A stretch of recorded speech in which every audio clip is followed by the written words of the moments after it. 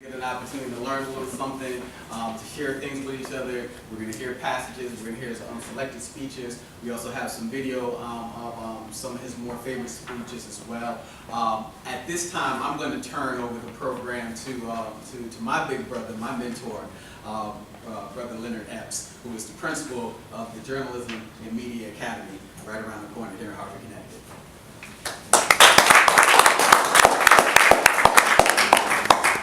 Thank you very much. I want to let you know something that most of you don't know, and that is that when my wife and I were first talking about having children, I wanted to have a son. No. I did. And among other reasons, but one of the number one reasons, or the biggest reasons why I wanted to have a son, is because I wanted to name him Malcolm. So that means that his name would be Malcolm Epps. And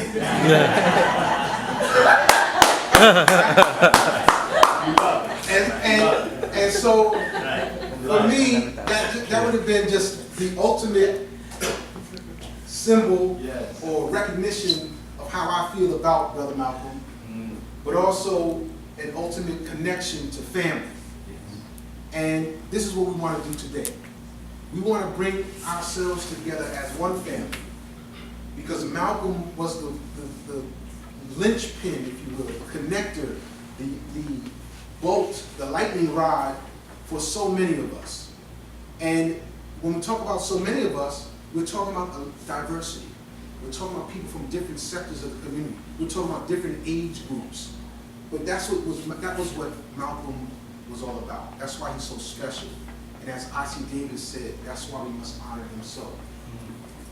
And so it's important for us to take this time today to hear from him again, right? Although he's not in the physical world, he still is with us emotionally and spiritually.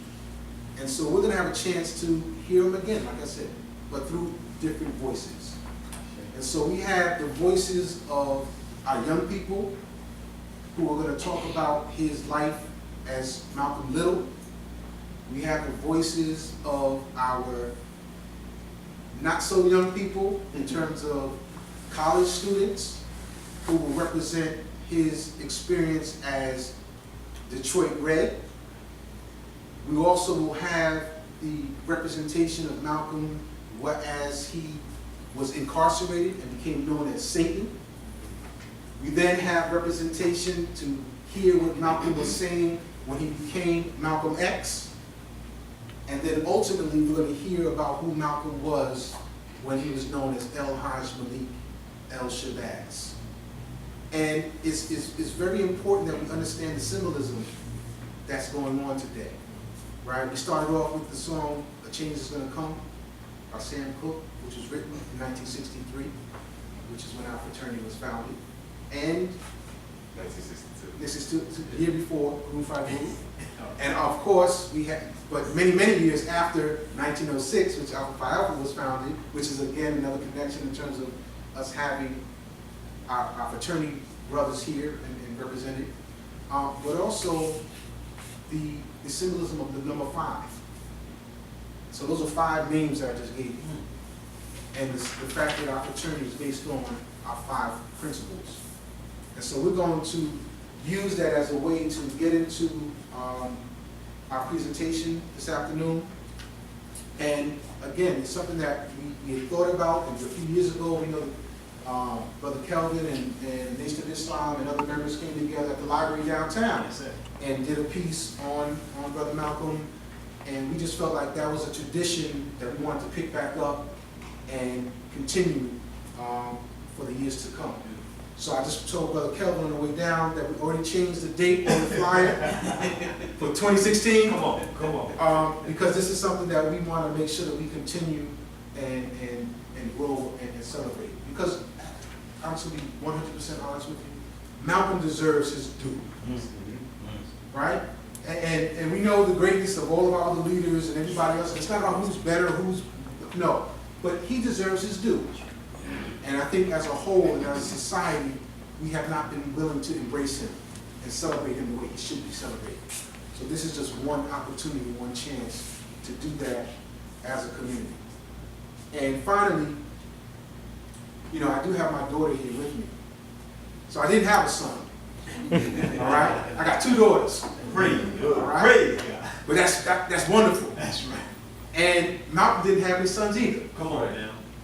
But the idea is that through our children, through our seeds and our seed which we plant and we grow, his name, our name, then transcends and goes on and lives forever. Amen. So I'm glad that my daughter's here with me, All right. Sakai, whose name means laughter. So her name means laughter. And so we want to have a good time today. That's it. And we're going to enjoy each other. And like I said, we're going to continue to move on and make this even better and better as the years go on. So, in terms of the first presentation, and in terms of what we want to start off with, as I mentioned, in the spirit of scholarship, which is normally in terms of education, but we start our education at a very early age.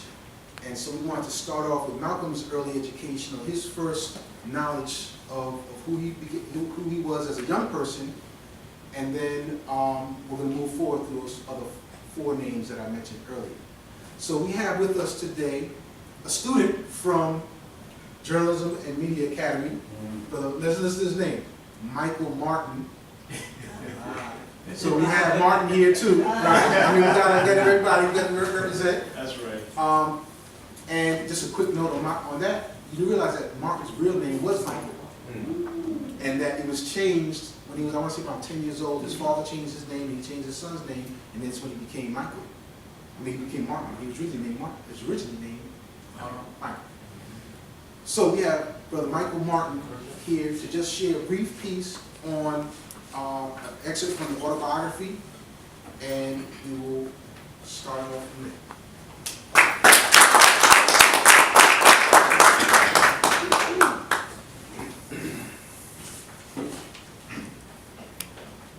I was my father's 7th child.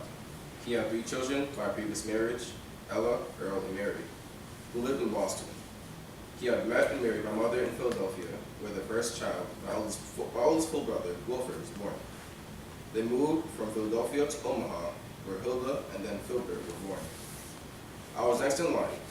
My mother was 28 when I was born on May 19, 1925, in Omaha Hospital. Then we moved to Milwaukee, where Reginald was born. From infancy, he had some kind of hernia condition which was to handicap him physically for the rest of his life. Louise Little, my mother, was born in Grenada, in the British West Indies, looked like a white woman. Her father was white, she had straight black hair, and her accent did not sound anything like a Negro's. Of this white father first, I knew nothing except for shame about it. I remember hearing her say she was glad that she had never seen him. It was, of course, because of him that I got my reddish brown Merity color of skin, and my hair was the same color. I was the last child in my family. I went to war later on in Boston and New York. I was among millions of Negroes who were insane enough to feel that it was some kind of status symbol to be light complexion, that one's actually fortunate to be born thus. But still, later, I learned to hate every drop of the white rapist blood that's in me. Our family stayed briefly in Milwaukee, where my father wanted to find a place where he could raise our own food and perhaps build a business. The teaching of Marcus Garvey stressed becoming independent of the white man. We went next, for some reason, to Lansing, Michigan, where my father bought a house, and soon as has been his pattern. He was doing freelance Christian preaching in local Negro Baptist churches, and during the week, he was roaming about spreading the word of Marcus Garvey. Thank you.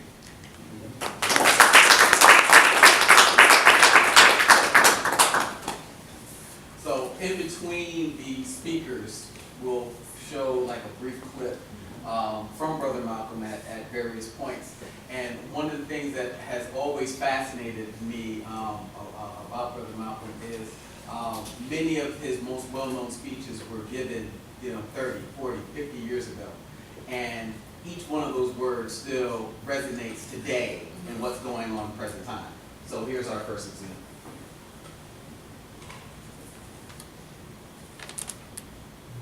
We control press, the white press, inflames the white public against Negroes. the police are able to use it to paint the Negro community as a criminal element. The police are able to use the press to make the white public think that 90% or 99% of the Negroes in the Negro community are criminals. And once the white public is convinced that most of the Negro community is a criminal element, then this automatically paves the way for the police to move into the Negro community, exercising Gestapo tactics, stopping any black man who is on the sidewalk, whether he is guilty or whether he is innocent, whether he is well dressed or whether he is poorly dressed, whether he is educated or whether he is dumb, whether he's a Christian or whether he's a Muslim. As long as he is black and a member of the Negro community, the white public thinks that the white policeman is justified in going in there and trampling on that man's civil rights and on that man's human rights.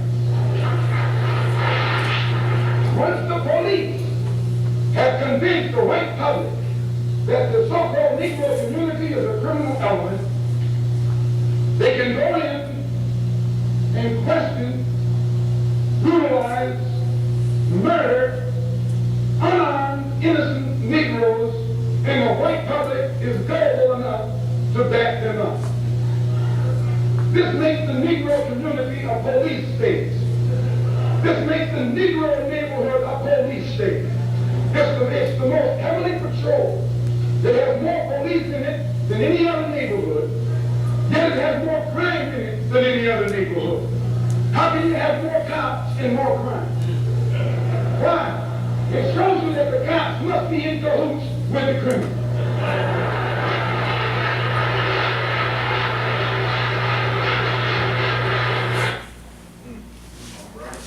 What year was that? I believe that was from 62. And I think that's why, again, his voice is so important, because what he said then is certainly the same things that people are saying today. And I think also what you'll find is that we're only showing excerpts, right? So that means that there was an entire speech. Right. He said many other things. And so in terms of literacy, in terms of the importance of reading and writing, and while we're here in the library, it's important for us to do that research ourselves, to read further, to pick up where some of the body may leave off today. And you get to see the man in totality, which is what many times he's not seen in. You always pick one part, that's what I'm going to keep, and then we don't go any further. So we want to make sure we encourage you to do that additional research and study. So we want to move on now to the next phase, or the next chapter, if you will, in Brother Malcolm's life. And that would be when he became known as Detroit Red. And we were looking at cakes. So we were trying to figure out which kind of cake we were going to get. But we didn't know if we were going to get Detroit Red Velvet Cake or some Black Angel Food Cake. Right? Because of the idea of how he used words and the way he looked at society and how that his impact on us. So we're going to go ahead and go with the Detroit Red era, a time period where Malcolm became the hustler. And we're going to start with Brother Oluwatosa. I was practicing that, man. I had it written on the card. I had it written down. But my brother from the University of Hartford, who we met through alumni programming and Black Student Union, and also, it's significant that he's here because Malcolm X spoke at the University of Hartford. He came to Hartford and spoke there. So we wanted to make sure we try to include as many aspects of his life as possible.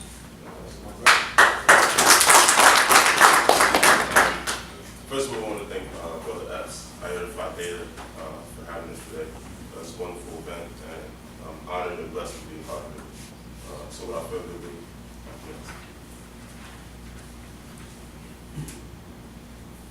and because I had been a hustler, I knew better than all whites knew, and knew better than nearly all of the black leaders knew, that actually the most dangerous black man in America was the ghetto hustler.